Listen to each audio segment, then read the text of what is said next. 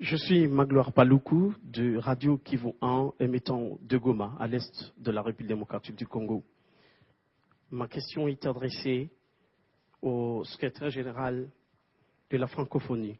Excellence, je viens de parcourir la résolution sur la situation en République démocratique du Congo, donc la déclaration de Kinshasa. Je remarque que le Rwanda s'est réservé sur la condamnation de ceux qui commettent des exactions à l'est du pays. Est-ce que cette déclaration aura de valeur si le Rwanda s'est réservé sur 2 points essentiels, vous qui croyez à la volonté? Merci.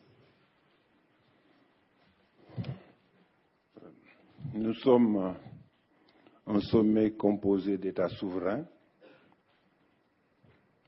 Nous essayons chaque fois d'obtenir des consensus et Monsieur le Président de la République démocratique du Congo l'a dit, nous avons réussi à obtenir des consensus sur tout le texte. Sur cette résolution, effectivement, nous avons obtenu un consensus sur l'ensemble de la résolution à l'exception de ces 2 articles. Tout État est souverain.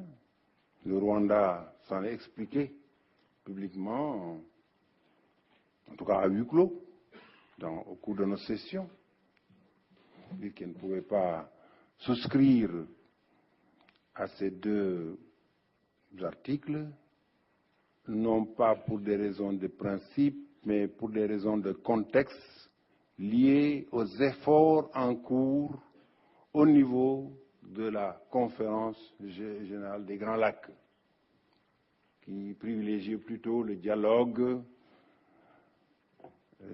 Bien sûr, nous avons des normes et des principes. Moi, secrétaire général de la francophonie, quelques jours avant de venir ici, j'ai signé avec le président de la Cour pénale internationale un accord de coopération. Notre organisation est résolument engagée dans la lutte contre l'impunité.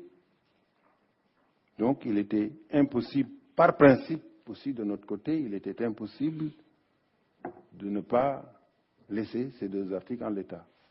Mais encore une fois, je ne condamne personne, je ne critique personne, je considère simplement que chaque État est souverain et libre de ses choix et également de sa stratégie de négociation pour arriver à un résultat donné. Alors, je pense que vous devriez plutôt poser la question aux autorités rwandaises. Merci. Merci, Monsieur le Secrétaire général. Il faut que la presse internationale, oui, il y a une question là.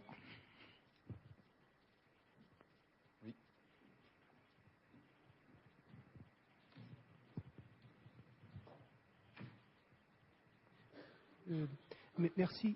Peter Brown, je fais la contribution australienne pour l'année francophone internationale. J'adresse ma question à Monsieur le Secrétaire général. Est-ce que l'OIF envisage d'entamer des actions au-delà de l'antenne qui est basée à Vanuatu dans le Pacifique? Adhésion de nouveaux membres comme associés, par exemple mon pays, voire la tenue une fois d'un sommet de la francophonie dans le Grand Océan. Merci pour votre question. L'OIF est une organisation à vocation universelle. Nous sommes présents sur les 5 continents. Vous savez que la langue française, l'anglais et le français sont les 2 seules langues à être parlées sur les 5 continents. Et parmi nos membres, nous avons le Vanuatu, qui est dans votre zone. Nous avons également des parties de la République française, comme la Nouvelle-Calédonie et d'autres territoires français. Je précise une chose, la francophonie ne fait pas de prosélytisme. Jamais nous ne faisons appel à des États pour leur dire « venez adhérer à l'Organisation internationale de la francophonie ». Nous ne faisons pas de prosélytisme. Mais, je m'excuse de le dire avec immodestie, il se trouve que notre organisation est attractive, attrayante. Bon. beaucoup de pays s'y intéressent. Nous avons encore eu des adhésions cette fois-ci et ce sont des choses qui sont examinées par les commissions compétentes de la façon la plus sérieuse. Il faut déposer les demandes au moins 6 mois avant le sommet. Les commissions se réunissent, ensuite ça passe au CPF, à la ministérielle avant de venir devant les chefs d'État. Dans le Pacifique, à part le fait que le Vanuatu est membre, nous avons essayé d'être observateurs au Forum du Pacifique. Nous pensons que nous avons un rôle à jouer là-bas, d'autant plus que notre homologue du Commonwealth, qui évidemment a beaucoup plus d'États membres de ce forum, y est déjà, et vous savez que nous avons une coopération exemplaire avec le Commonwealth. Nous voulons également avoir le statut d'observateur à l'ASEAN. Nous avons de très bons rapports avec l'Australie. Vous savez que j'ai reçu plusieurs fois des autorités australiennes. Je ne sais pas si l'Australie était représentée à ce sommet, d'ailleurs, enfin, était assistée à ce sommet comme invitée, mais je sais qu'au sommet de Montreux, l'Australie, je crois en profitant de la délégation canadienne, mais avec notre accord, un représentant de l'Australie a assisté aux réunions. Je sais que l'Australie est très intéressée par la francophonie. Je ne dis pas que l'Australie veut adhérer à la francophonie. Aucune autorité australienne ne me l'a dit. Mais je crois que le système de la francophonie, son originalité, son impact, son attractivité, intéresse l'Australie. Et j'ai les meilleurs rapports avec l'Australie. Monsieur le Président, si vous le permettez, la première fois que j'ai reçu un ministre australien, je crois que c'était le ministre Kevin Rudd, qui était ancien Premier ministre ou un autre ministre, j'ai eu la maladresse ou l'innocence de dire que quand j'étais élève au lycée, j'étais nul en géographie. Mais que une fois j'ai été premier en géographie et le sujet qu'on nous avait donné c'était l'Australie. Alors, ils ont dit, mais vous êtes un Australien, venez chez nous. Alors, non, ça c'est la petite anecdote. C'est vrai que j'ai toujours eu une sorte de penchant très fort pour l'Australie. Je ne sais pas, c'est dû à mes lectures, aux films que j'ai vus. Voilà. Donc, ma réponse à votre question, c'est ça, en 2 termes. Nous ne faisons pas de prosélytisme, mais merci. Ceux qui veulent venir passent par les voies normales d'examen de leur candidature. Merci. Merci. De ce côté, Monsieur Perdry.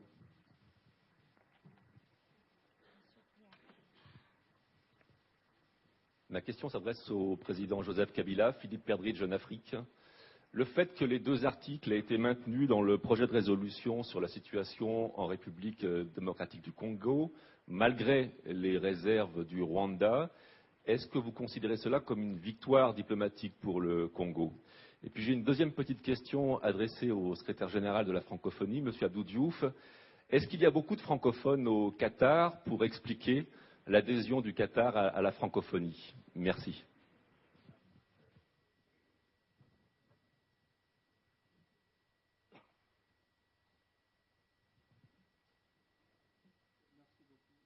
Merci beaucoup. Enfin, l'idée de l'adoption de la résolution sur la République démocratique du Congo avec les réserves du Rwanda, l'idée n'était pas de donner une victoire diplomatique à la République démocratique du Congo. Pas du tout. Et la position du Rwanda n'a jamais changé. Le Rwanda a toujours maintenu cette même position depuis Addis Ababa, à la toute première réunion de pays des Grands Lacs, et successivement à Kampala, à New York. Alors, en ce qui me concerne, je n'étais pas du tout surpris. Est-ce que c'est une victoire diplomatique? Je ne pense pas. Je ne pense pas. L'essentiel, c'est que le texte ou cette résolution a été adopté par tout le monde, sauf le Rwanda.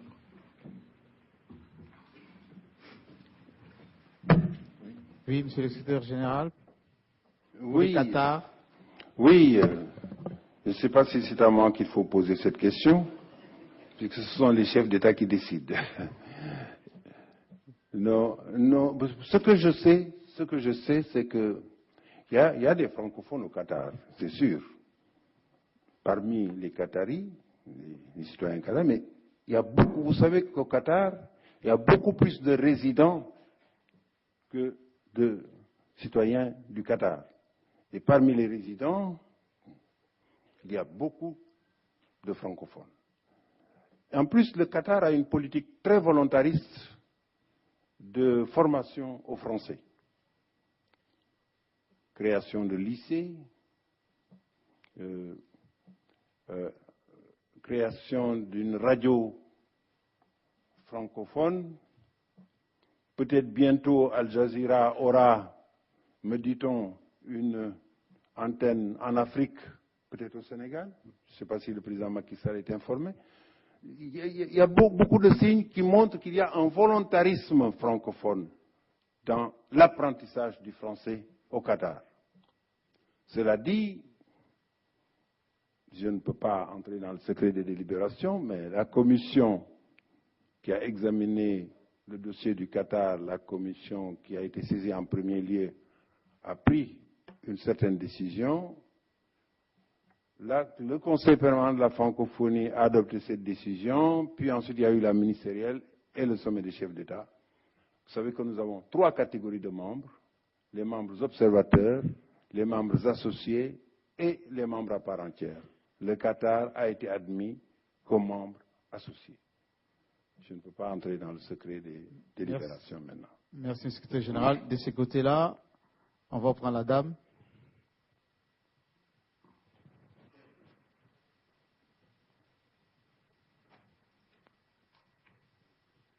C'est Solange Kwale-Pembele, journaliste à Antenne A. Ma question, je l'adresse à monsieur le secrétaire général, monsieur Abdou Diouf. Hier, dans son adresse, le président français, François Hollande, a fait allusion à la mise en place d'une organisation ou de l'Organisation mondiale de l'environnement. Est-ce que dans vos discussions, vous avez fait allusion à cet aspect des choses? Parce qu'il a même proposé que le siège de cette organisation soit basé en Afrique. Et si cela se rendait réel, ça sera quel pays, selon vous? Merci. Oui. Cette question est une question qui est en discussion depuis des années. Depuis des années, un certain nombre de pays pensent que pour mieux faire face aux défis de l'environnement, il vaut mieux créer une organisation internationale de l'environnement. Mais d'autres pays disent qu'il y a trop d'organisations internationales et que le système actuel peut permettre de faire face à ces défis. Et finalement, le consensus actuel, c'est de dire qu'il y a un programme des Nations Unies pour l'environnement qui a son siège à Nairobi et qu'il faut relever l'importance de ce programme des Nations Unies pour l'environnement et que ça nous permettrait de faire face à ces défis. Mais ceux qui veulent une organisation mondiale d'environnement continueront le combat pour arriver à un consensus, mais d'ici là, voilà la solution de transition qui a été trouvée. Et évidemment, dans l'esprit de ceux qui veulent proposer l'Organisation mondiale de l'environnement, le siège serait toujours en Afrique et à Nairobi. C'est ce que j'ai compris. Merci. Merci, monsieur le secrétaire général. Une question ici et c'est l'avant-dernière. Merci. Désiré Baéré de la Voix du Luxembourg. J'ai une question pour le président du Sénégal, le président Macky Sall, qui va organiser le prochain sommet. Je voudrais savoir qu'est-ce que vous tirez, quelles leçons vous tirez de l'organisation du sommet de Kinshasa qui peut vous inspirer pour 2014. Merci. Je vous remercie. Je pense que j'ai appris à Kinshasa, en tout cas, la parfaite organisation matérielle, le site du sommet, mais aussi la